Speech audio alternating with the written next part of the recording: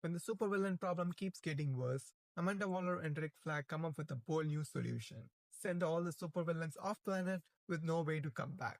That's the premise of Salvation Run, a planet full of supervillains. It's a ruthless idea, and to their credit, they actually pull it off. Some of the biggest names in DC villainy, the Joker, Lex Luthor, the Rogues, Vandal Savage, and many more, get exiled to a strange, dangerous world that's supposedly safe, but that turns out to be a lie. The planet is hostile from the start, and it becomes worse as more and more villains are transported to the planet. Thankfully, they are allowed to keep their powers and weapons, and that helps ensure their survival.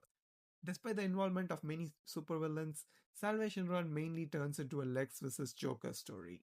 They form rival factions of supervillains and immediately go to war over survival and control.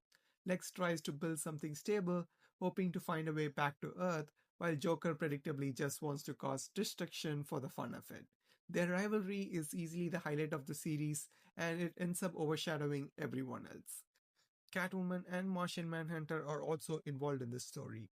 Catwoman mostly keeps to herself, not wanting to be a part of either faction, while Martian Manhunter disguises himself as a supervillain to infiltrate them. He tries to learn more about the supervillain planet to inform the Justice League about what is going on, but his efforts end up being useless as he is captured by the supervillains. The problem with Salvation Run is that it is a great concept that doesn't quite live up to its potential. Since it is only a 7-issue miniseries, it barely places any focus on world building and character development, which causes the story to feel extremely underdeveloped and rushed. There are some great Lex moments and some fun clashes between the factions, but those are few and far in between.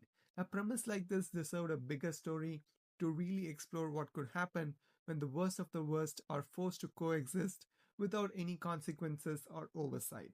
In the end, I like Salvation Run for what it was. It was a solid villains versus villains story, but I can't help but think it could have been so much more.